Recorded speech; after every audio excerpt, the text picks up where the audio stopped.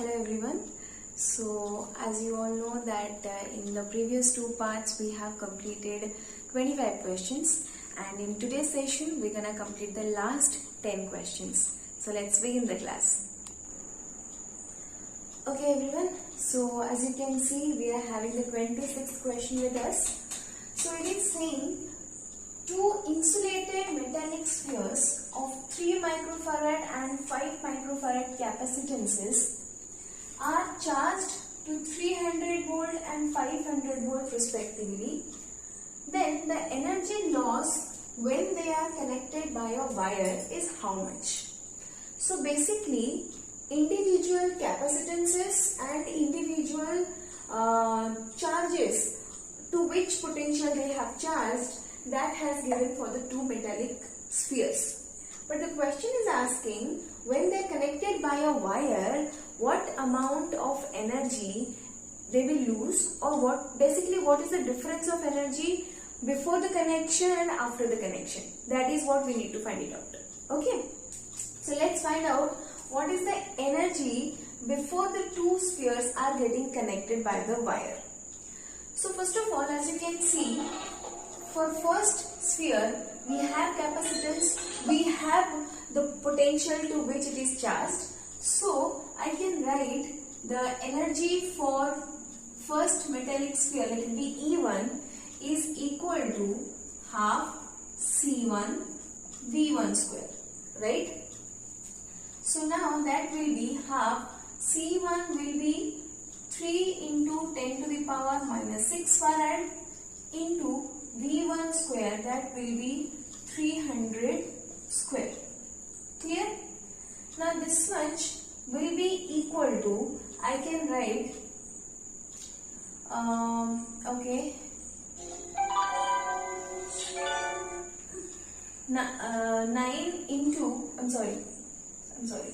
27 into 10 to the power minus 2 divided by 2. Okay, so that is coming up as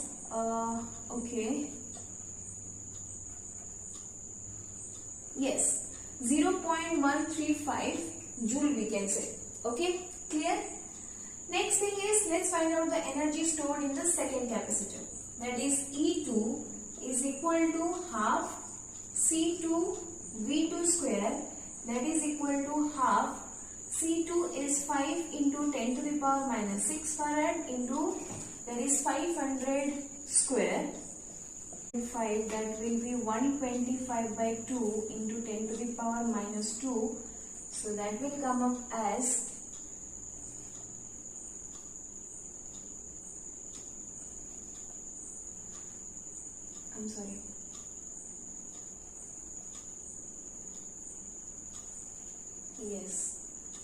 so that will be 0.625 joule.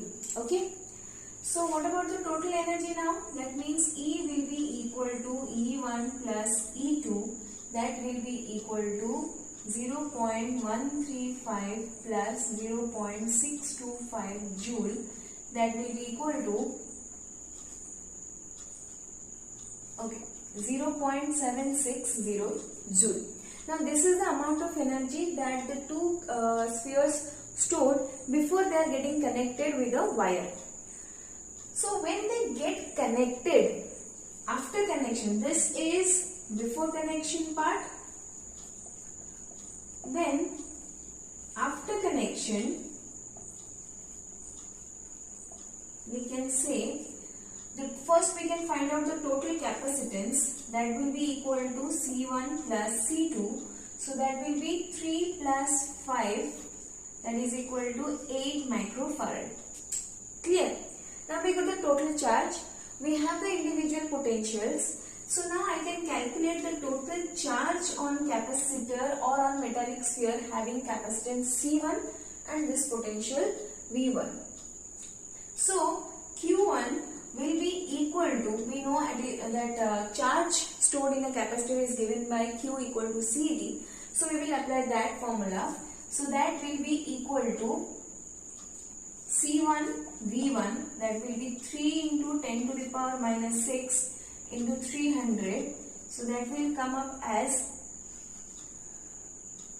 900 into 10 to the power minus 6, or we can write it as 900 microcoulomb. Okay, clear?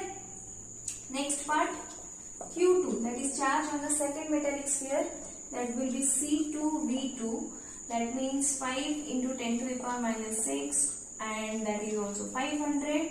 So this is coming up as 2500 into 10 to the power minus 6, or 2500 microcoulomb. Okay, clear this much? So we got the charges on the individual spheres. So now the potential when they are getting connected, so the potential that we need to find it out.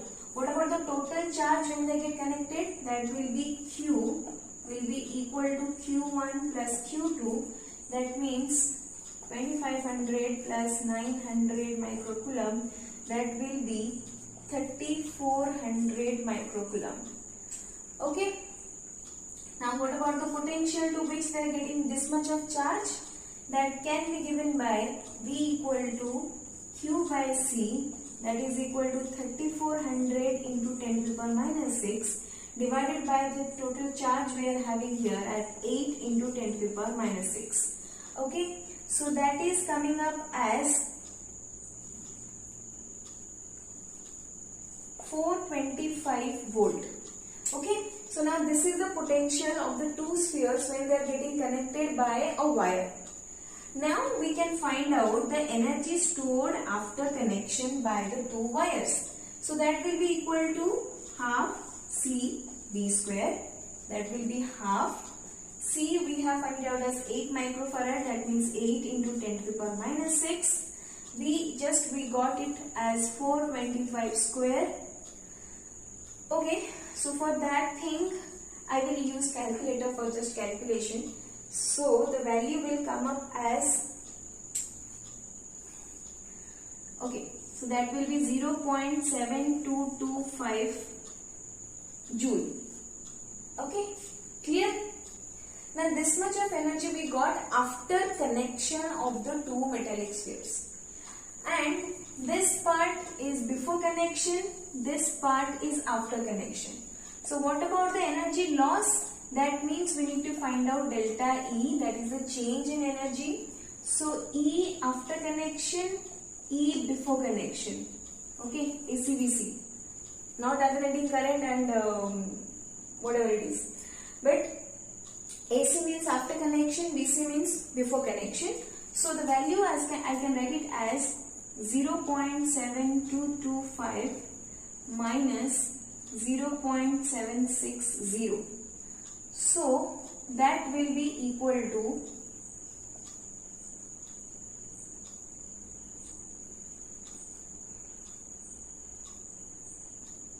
oh, I'm so sorry. I'm really sorry. This much is less. I'm sorry.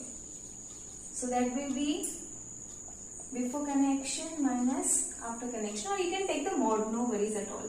So that will be 0.760 minus 0.7225. So that is coming up as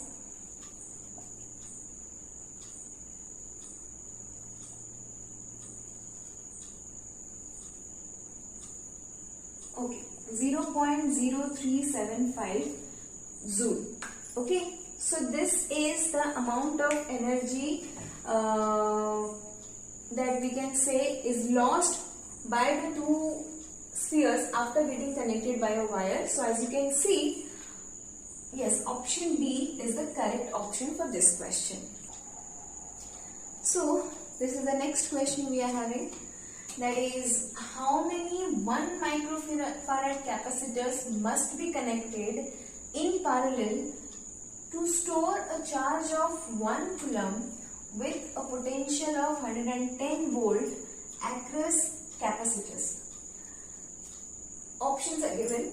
It is asking how many number of 1 microfarad capacitors must be connected in parallel. So the scenario is something like this. Suppose we are having this capacitors.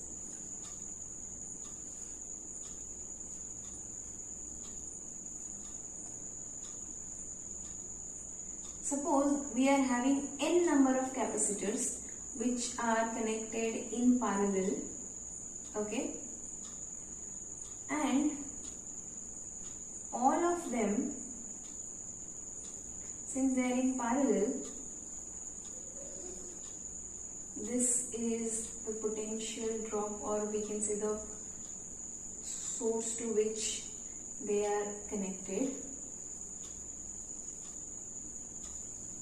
Okay, this is 110 volt, and let it be C1, C2, C3, and let it be this, just Cn minus 1 we can say, and this is Cn. Okay, clear? So if there are n number of capacitors, I can write one thing, that total equivalent capacitance for all the n capacitors, that since they are all in parallel, I can write C1 plus C2 up to Cn, and as it is given that all of them are of same value, that is 1 microfarad, so I can write Nc, that means n times 1 microfarad. Okay, clear? Next thing, it is saying that all are in this combination so that they can have a charge of 1 coulomb with a potential of 110 volt across the capacitors. So I can write Q is equal to CV, where Q is equal to 1 coulomb, C is equal to N times 1 microfarad, and V is equal to 110 volt.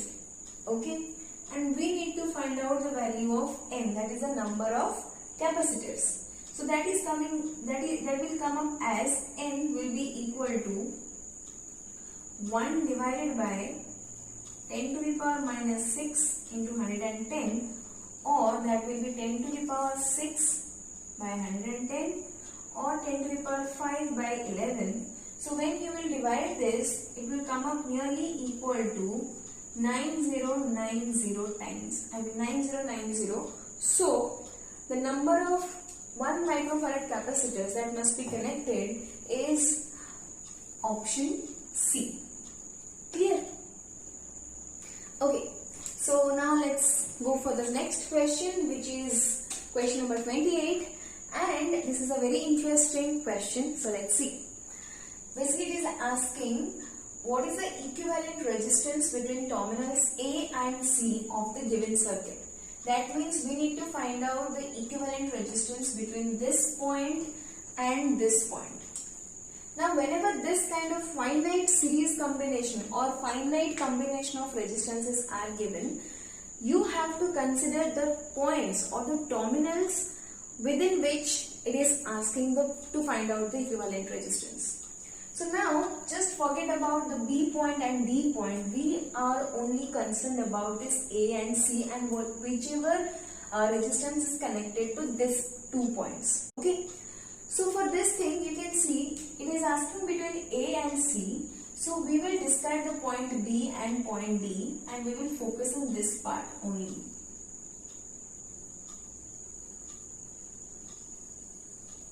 Okay. Because this much resistances are in direct contact with A and C. So if we connect this part, then you can see, just let me draw that figure, that will be clear to all of you then. Okay, these are the 3 resistances connected directly to A and C. Then again here we are having 2 more resistances. One more is there. Okay, clear? And all are 1 ohm, we know it. So let it be R1, R2, R3, R4, R5 and R6. Okay. So first of all, we can see that R1 is in series with R2, which is again in series with R3. Okay. So this series combination will come up as 1 plus 1 plus 1, that is equal to 3 ohm. After getting this part, I can draw the equivalent diagram as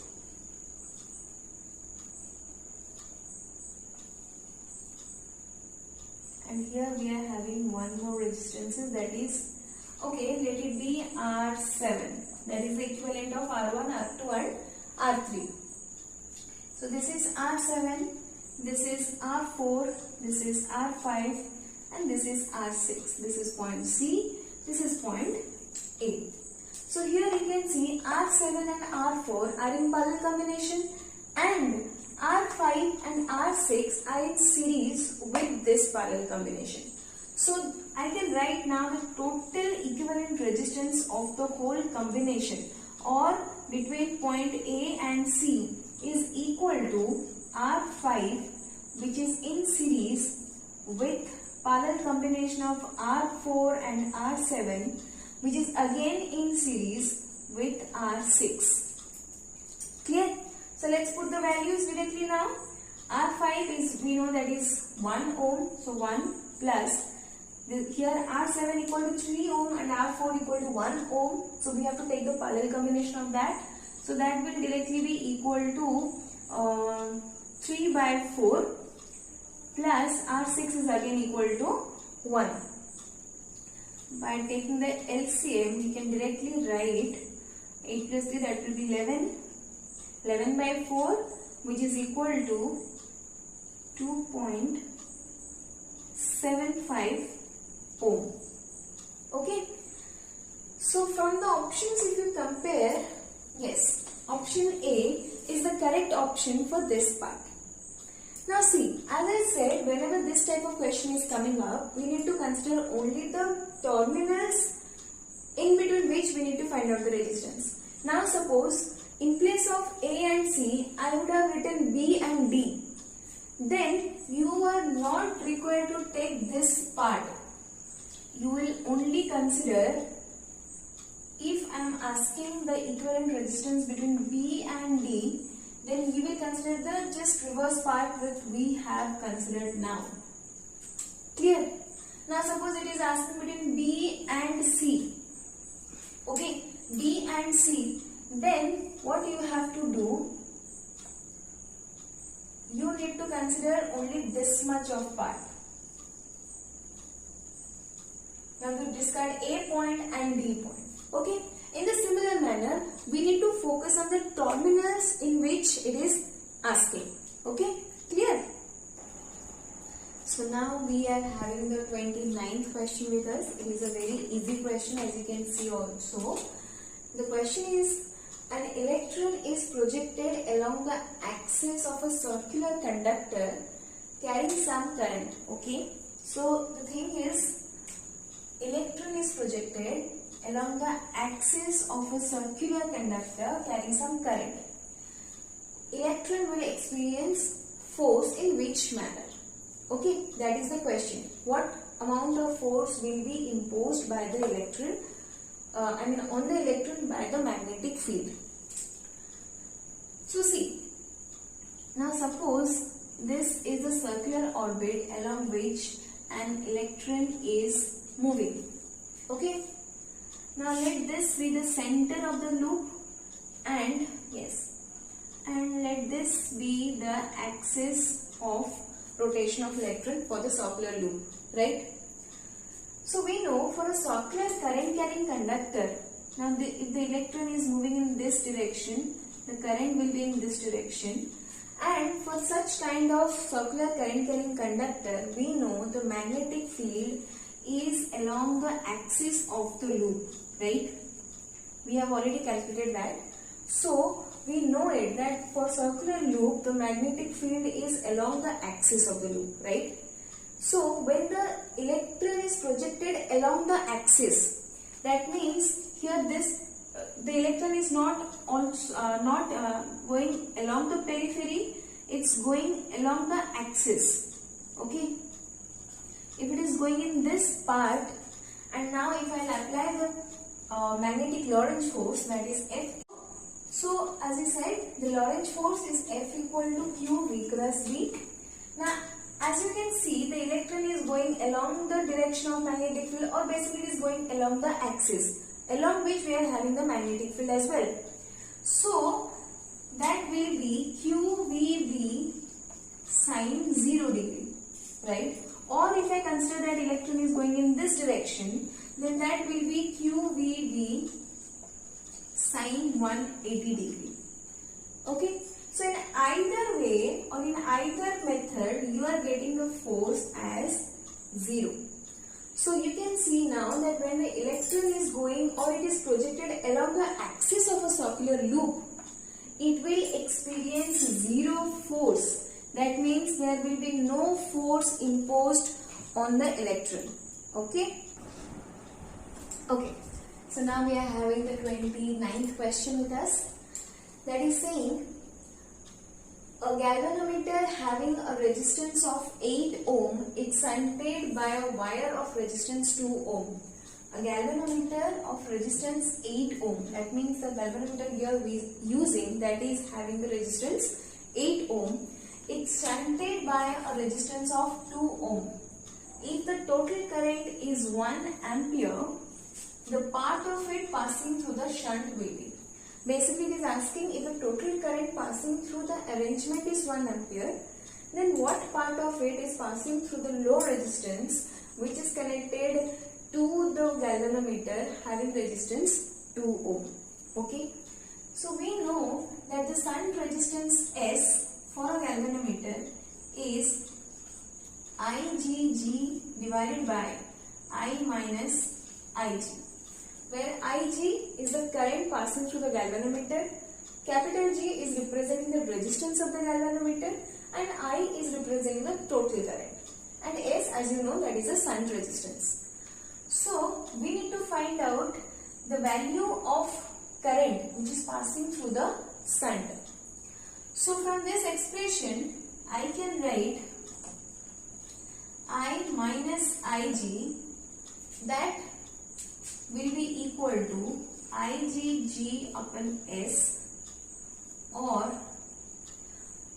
we need to find out Ig, then we can subtract that from this expression, that means 1 ampere, then we will get the value of current passing through the shunt resistance. Then if I divide I on both sides, that will be 1 minus Ig upon I is equal to IgG divided by, I'm sorry. Just divide Ig on both sides, okay? So that will be I upon Ig minus 1, that will be G upon S, okay? Or I by Ig is equal to 1 plus G by S, that is 1 plus G is, that is the resistance of the galvanometer, is 8 ohm, shunt is 2 ohm, so that is equal to 5 ampere, or only 5 because this is the ratio of currents, okay? Or I can write I is equal to 5 times Ig, okay? Now we need to find out this value. I can write, since I is 1 ampere, Ig will be, okay, I can write also in this manner, as Ig is equal to I by 5, so that will be 1 upon 5, that means it is 0.2 ampere, okay. This is the value of current across the galvanometer, but the question is asking current through the shunt, so that will be I minus Ig, that is equal to 1 minus 0.2 ampere, right? So the answer to this question will be option B, that is 0.8 ampere. Okay students, so now we are having the 31st question with us, that is, in an LCR circuit, capacitance is changed from C to 2C, okay? Capacitance is getting changed from C to 2C for the resonant frequency to remain unchanged. After the capacitance is getting changed to 2C, it is saying to make the resonant frequency constant, the inductance should be changed from L to what value, okay? So see, we know the resonant frequency omega is equal to 1 upon LC under root. right? Or I can write frequency is equal to 1 by 2 pi times LC. Okay. If for f dash, C is getting changed to C dash. Okay, just let me write it in this part. That is 2 pi square root of L dash C dash. Again, it is equal to 2 pi L dash, and C dash is nothing but this is 2C. Okay, C dash is equal to 2C. But it is saying that to make the resonant frequency unchanged, that means f dash must be equal to f, right? So for that thing I can write 1 upon 2 pi L dash 2C will be equal to 1 by 2 pi square root of LC, right? So see, 1 will be cancelled, 2 pi will be cancelled. Then I can write it as LC will be equal to L dash 2C. By observing these two things, you can see that L dash will be equal to LC by 2C, or L dash is coming up as L by 2. That means when we need to make the resonant frequency constant, even if the capacitance is getting changed from C to 2C, then the inductance must be reduced by the same amount so that the frequency or the resonant frequency will remain constant. So for this thing we can see option C is the correct option. Clear? Okay. Similarly, we are having the next question with us as well.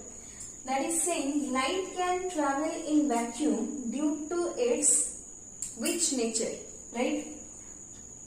Since it is transverse in nature, that's why it can travel, or because of its electromagnetic nature, because of its longitudinal nature, or because of transverse and longitudinal nature. So see, transverse nature or longitudinal nature, that corresponds to the same thing. That means it is showing that light is behaving as a wave. That is correct. But all waves cannot travel in vacuum. Any other waves that require a material medium to travel or to get to other extent, right? But only light can travel in vacuum or in free space, being a wave also because of its electromagnetic nature. Because electromagnetic waves do not require any material medium for transfer necessarily. Okay. So the answer to this question, that is light can travel in vacuum because of its electromagnetic nature. Okay students, we are having the 33rd question with us, and it is saying the energy of the electromagnetic wave is of the order of 15 kilo electron volt. To which part of the spectrum does it belong? That means we need to find out basically the energy range, or we can say the wavelength range for the wave. Okay, so we know that E is equal to hc by lambda, right? Or I can write lambda is equal to hc upon E, that is for energy for electromagnetic wave. Okay, where h is the Planck's constant, c is velocity of light, and E is the energy of the wave. So now we will put all the values of it, then we will find out what is the wavelength, and we will check for which rays it is having the same range. Okay. So Planck's constant is 6.63 into 10 to the power minus 34 joule into second. Then C is 3 into 10 to the power 8 meter per second. Divided by energy is 15 kilo electron volt, that means 15 into 10 to the power 3. 1 electron volt is equal to 1.6 into 10 to the power minus 19 joule. Okay, clear? Now if you solve this, I am not getting into the calculation part, if you solve this, that will come up as nearly equal to 10 to the power minus 10 meter. Okay. I'm sorry, 10 to the power 10 meter. Yes, that is of the order of. or that is equal to 1 angstrom, we can say.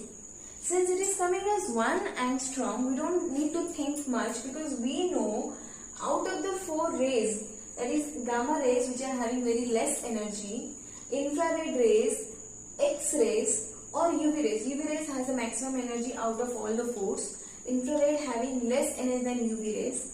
X-rays are having energy greater than gamma rays, lesser than infrared and lesser than UV. But its X-rays are having the wavelength of the order of 1 angstrom. So we can say the energy of the wave, which is equal to 15 kilo electron volt, belongs to the spectrum of X-rays.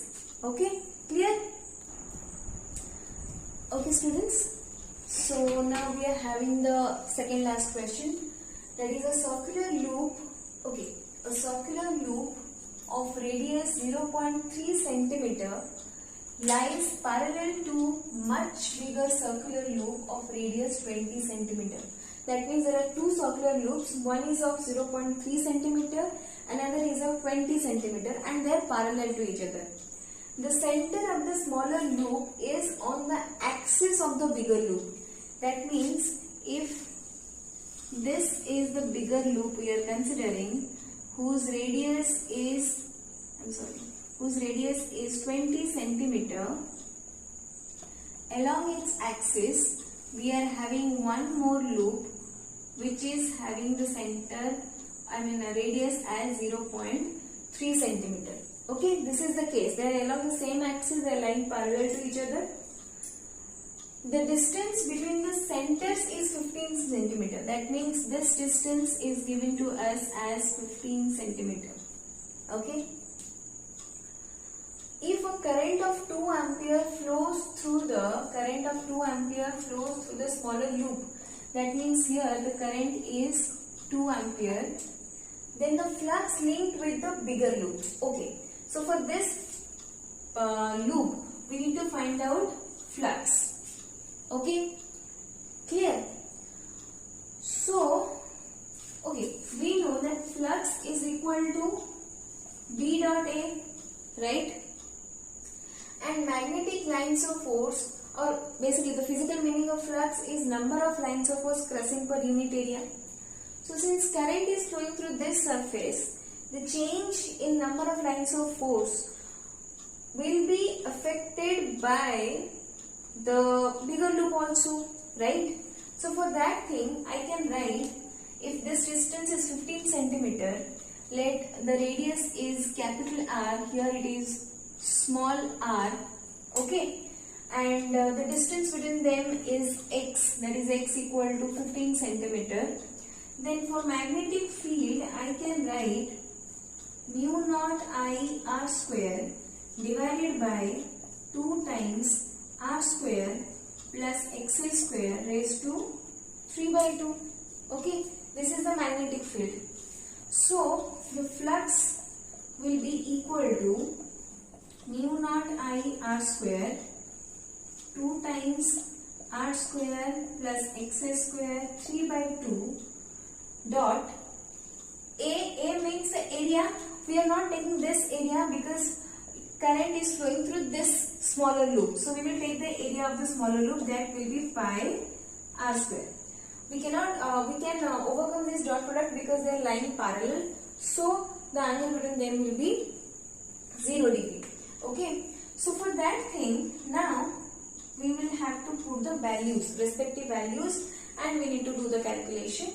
Okay. So see, if I put mu naught, okay, let me put it as 4 pi into 10 to the power minus 7. Current is 2 ampere.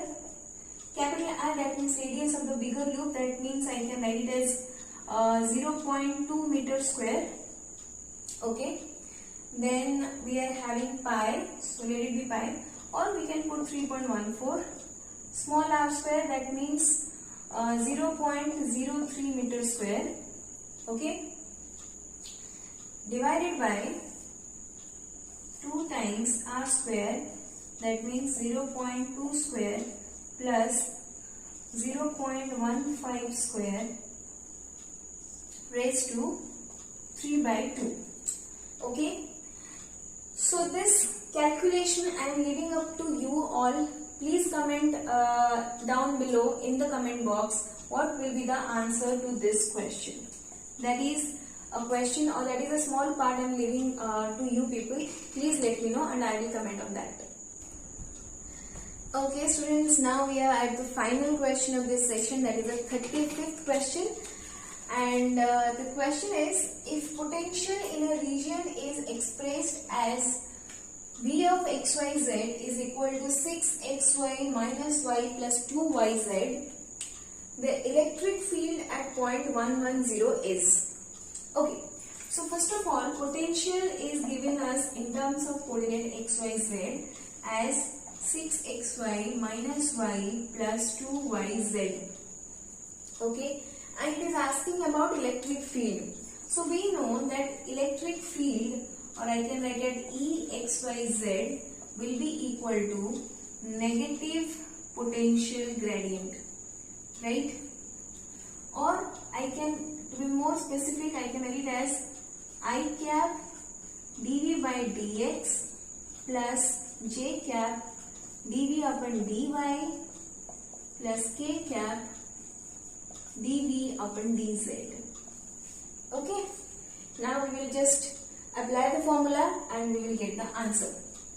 So see, this is I cap dV upon dx, so we are only left with 6y, okay, plus j cap dV upon dy, so that will be equal to, see, 6x minus 1 plus 2y, okay, clear, plus k cap dV upon dz, that is only 2y, okay. So this is the electric field, but it is asking electric field at point 110. At this particular point we need to find out this value. So electric field at 110 will be equal to, y is 1, so that will be 6 I cap, plus x is 1, 6 minus 1, y is also 1, that is j cap, plus k cap, y is 1, so that is 2. That means it is coming as 6 I cap plus 7 j cap plus 2 k cap. Okay, so if we compare it, one second,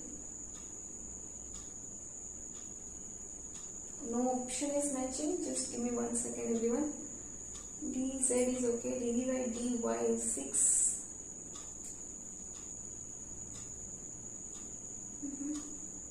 1108, dv by dx is 6y, dv by dy is 6x minus 1 plus, oh I'm sorry, this is 2z, I'm sorry, this is 2z and this is 2y, that is okay.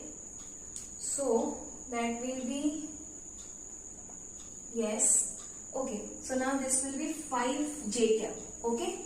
So if this is the thing, then you can see option C is the correct answer to this question, okay. So here we have completed the 35 questions of this set. If there is any doubt, you can comment in the comment section. I can reply to that, or you can just comment below and just let me know what you people want me to do in the next video. Okay, thank you.